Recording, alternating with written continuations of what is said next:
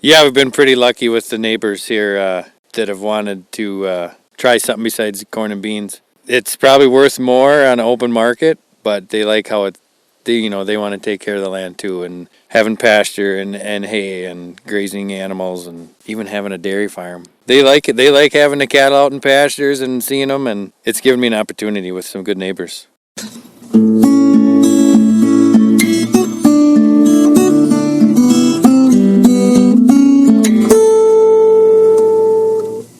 Welcome to the 324th installment of Ear to the Ground, the Land Stewardship Project's podcast on family farming, regenerative agriculture, community food systems, and local democracy. I'm Brian DeVore, editor of the Land Stewardship Letter. Driving through the Midwest in late fall can be a monochromatic experience. As the corn and soybean harvest is being taken in, it's clearer than ever that this duoculture of row crops doesn't leave much life on the land once it's hauled off. That's why the hilly acres Jeremy and Jessica Holtz produce milk on in southeastern Minnesota stands out so dramatically. Even in late October, the bright green of rotationally grazed pastures pops on a misty gray day. The Holtz like utilizing rotational grazing to produce milk with their 120 head cow herd. They feel the cows are healthier and that grazing provides a low-cost source of feed. It also creates a fun, pleasant environment for them and their two young children. And fortunately for the Holtz, the four landowners they rent acres from like to see cows out grazing the landscape as well. That's important, given how competitive it can be to rent farm ground, particularly in corn and soybean country. During a recent LSP pasture walk, Jeremy led a tour of their grazing paddocks while a light rain fell and a chilly autumn wind blew. We walked by a significant stand of prairie, as well as a stand of evergreens that had been planted as a windbreak and habitat for wildlife. When we arrived at the deep green pasture land, it was clear it fit in nicely with the natural woody and prairie habitat of these hills. The Holtz say they noticed plenty of grassland songbirds like meadowlarks and bobolinks in their grazing paddocks, and on this day a flock of turkeys was making its way across the side hill. Despite the pleasant setting, Jeremy says the 2023 grazing season was a major challenge due to the harsh drought that hit the area. Although it was actually a wet pasture walk, the farmer says he had to take some extreme measures to rescue his grass during the record-breaking summer, including removing the cows from most of his paddocks for several weeks. His strategy seems to have worked. By late October, the pastures are green and thriving, and the sorghum, Sudan grass, and field peas he planted as another source of forage were doing well. It was clear that by building soil health via the rotational grazing of deep-rooted perennial grasses and forbs, the Holtz had set up these fields nicely to take advantage of the moisture when it did finally arrive. Jeremy says in some ways he's been prepping for such a mega drought since 2013, when dry weather caused him to run out of hay for his cows. After the field day, Jeremy and I took shelter from the wind in the stand of evergreens and talked about how key it's been for his dairy operation to have landlords who support seeing more continuous living cover on the land. He started our chat by describing how the spring and summer of 2023 was one of the hardest he's had yet as a farmer. So you had talked about earlier, this is one of the hardest years you've had as far as growing conditions. Can you talk a little bit? You had not only drought, but it looks like some pest problems, some other things. Can you talk a little bit about what all was going on this year? We came out of winter. It was a slow spring, and we were always waiting for that alfalfa to green up, and a lot of places it didn't green up. So we had some winter kill, which was kind of depressing. And it was a wetter spring, which was good. We found out it was beneficial, but we had the drought in May, and in June, into July, got some rain. We had bug issues in June, in the hayfields, in the pastures with army worms. We had another drought in August and September. But I came through, and it will be okay, you know. We bought a little bit of hay to make sure we got through. We tried some new crops, and they're going to make feed. Yeah, it's, and the milk prices were bad too. Yeah. That was a kicker. On top of everything else, and then it's like, oh, the prices stink. Yep. Well, talk a little bit, you talked about some alternative crops, and you showed us an example of that, and it looks like it's really doing well. Talk a little bit about how that was kind of a new thing for you. Yeah, we planted oats and peas into a hayfield that wasn't producing very well in middle of August, and then actually in the middle of July I planted some sorghum Sudan into another hayfield that was mostly grass and didn't grow because of the drought. And took a crop off of that, and then we'll take another crop with the oats and peas, and then the Sudan here, hopefully before November. And it's feed. It's good. There's good feed there. A lot more feed than what we got if I left it as a grassy hay. So cows will be happy. And that seems, Sudan and oats especially seem to be pretty resilient in the face of really dry conditions, don't they? Yeah, Sudan more than the oats. The oats is I planted that later in the fall. It does better in the cooler season. In the Sudan, we got one rain the night I planted it, and that actually showed a lot of drought stress too, surprisingly. But it came through. And you took your cattle off the pastures for a bit too to kind of rest those pastures, and things got really dire there. Yeah, we took them off three of the four pastures, three of the four main pastures. We brought them home for 4 to 6 weeks because there was no regrowth, and that was on all rotationally grazed pastures. It was that dry where the grass would not come back. So I got to say, we did a pasture walk, and things look. I don't know how recent it's been since you got a rain. It sounds like maybe it's been a week or so. You got a decent 2-inch rain or something like that. The pastures look really good. I think that sounds like the rest maybe took care of it a little bit, or I don't know, but they really don't look as beat up as I thought they'd be. We're talking here on October 19th. We've had a pretty mild fall so far, and we've had a little bit of moisture, but they came back a little bit. They seem fairly resilient. Yeah, the rest is huge, guys. We got an inch a week ago, but it actually kind of made things muddy, surprising, which is kind of nice. Yeah. And we actually got close to 4 inches maybe 3 to 4 weeks ago, and that all soaked up nice. And where there was growth starting, it really took off. The rest period of that grass really shows where you rested and where it didn't get a rest. Yeah. In the hayfields too, they look tremendous.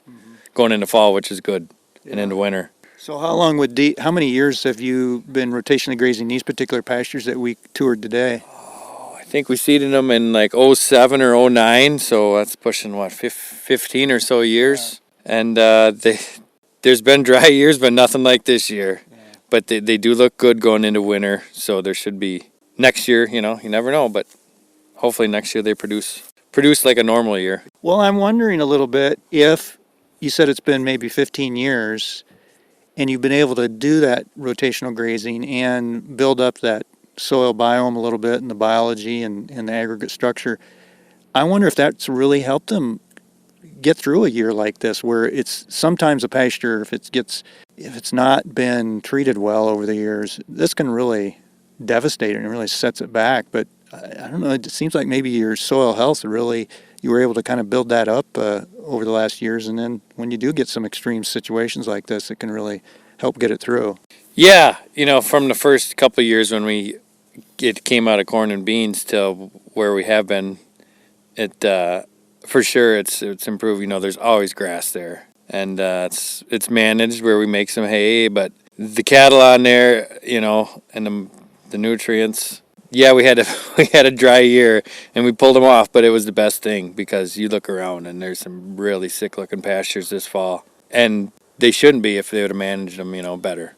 Yeah. Even in a drought, there's things you can do. So is there anything you've learned from this year? They always, once you survive an extreme year like this, it's if you get a chance to sit down and kind of look back, it's like, well, there's some lessons I learned or some things I might adapt a little bit or tweak a little bit going into future years. Is there anything that any take-home lessons you've had on that? I guess for me, back in 13 is when I was preparing for this year, and that's 10 years ago because we had all of our hay died. And I never wanted to see us go through, are the cows going to get fed? We got to buy a lot of expensive feed, so I've been stockpiling feed for 10 years, and it's been nice. It came through in the clutch, and there's times where you got to make a change, and if is it ever going to rain again? I was thinking, yeah, it's probably going to rain again, but we better do something to make some feed. So we tried some different options, and they worked. That's a good point. You wonder if it's going to rain again, and it is always going to rain, but you got to be prepared for that. Like it looks like your pastures were ready for it to rain and were able to respond a little bit. Yeah, the pastures were ready when it finally did rain, and then some of them other crops we planted, once it finally did rain, looks like they're really going to produce. With your typical grazing system, how big are your paddocks and how often are you rotating the cows, that type of thing? How do you have that set up? With the pasture we looked at today, there's spring and heifers in there all summer, and then some dry cows in the fall. It's about 20 acres, 10 different paddocks, and they're 2 to 3 days kind of graze. So it's about every month rotation through. What I was struck by is, so you have about an 80 cow milking herd or so? 80 to 100. It's actually probably close to 120. Pasture land, we're probably pushing 100 acres between rented and owned, and cropland, I would say around 150 to 170 rented and owned cropland. You have quite a bit of rent. How many landlords do you have? I think it's 4 landlords, yeah. Yeah. And you talked a little bit about one of the reasons that they like you renting this land is they kind of like the way you farm it a little bit. Isn't it a little bit? Yeah, they want to see some hay on there and the pasturing and animals, feed going to animals, not going to town. Yeah, we've been pretty lucky with the neighbors here that have wanted to try something besides corn and beans. It's probably worth more on an open market, but they like how they want to take care of the land too, and having pasture and hay and grazing animals and even having a dairy farm. And they like it. They like having the cattle out in pastures and seeing them, and it's given me an opportunity with some good neighbors. Well, and some cool wildlife habitat here too. There's a little prairie, and I saw some meadowlarks and bobolinks flitting around, that kind of thing. Well, not bobolinks this time of year, but I saw the meadowlarks. They're always here in June. Yeah, and you've got June. That's about time I need to get the heifers out when the bobolinks. Yeah, I guess that makes it pleasant for the cows too to see some of that. I don't know. It's kind of a mindset how you want to live, It's not the easiest thing in the world. It'd be easier just to corn and bean farm and farm different, but I like the cows and I like making hay. And what do you like about grazing? It gives the cows a chance. There is land we own that some people would crop farm that I don't think should be. So you can improve your non-farmable land by grazing. It gets the cows out. They're healthier. There's times in the year where they want to be indoors, but today it was sprinkling, it was sunny, but they love it outside, and it's good for them. It's healthy. Was this always been a grazing operation, or how long have you been grazing? No, the cows used to go to pasture, but nothing was rotational, intensive. Coming out of high school and into college, and it came back with a little more chance to do some more grazing, and it's worked. It is a lot more work setting up grazing and that time-wise, but it can be worth it. We're here at the edge of I guess what I would call the driftless area, and it's really hilly, really highly erodible. So I would think that really helps, that you can kind of keep that continuous living cover, that perennial forage systems on the ground year-round. Yeah, and I think that's why some of the landlords like how I farm too.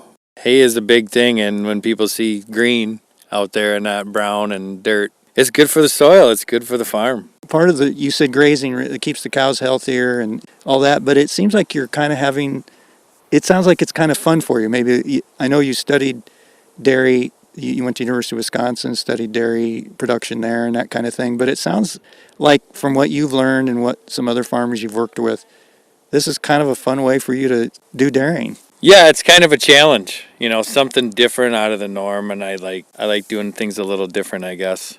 And it gives you something different every day. It's not monotonous, and I like the challenge of it.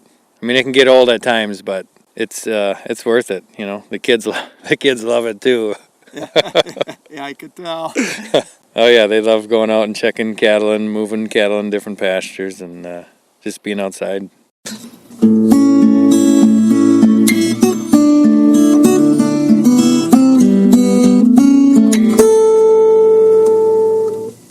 For more information on building soil health profitably and developing rental arrangements that promote good stewardship on the land, see the podcast page for Ear to the Ground episode 324 at landstewardshipproject.org. If you have comments or suggestions about this podcast, contact Brian DeVore at bdevore@landstewardshipproject.org, or you can call 612-816-9342. By the way, it helps us greatly if you can give Ear to the Ground a rating on whatever podcast platform you utilize. And word of mouth is the best way to spread the news about our podcast. If you like what you hear, tell at least one person about LSP's Ear to the Ground. Thanks to Laura Borgendale, a Western Minnesota musician, for Ear to the Ground's theme music. And a special thank you to all of Land Stewardship Project's members who make initiatives such as this podcast possible.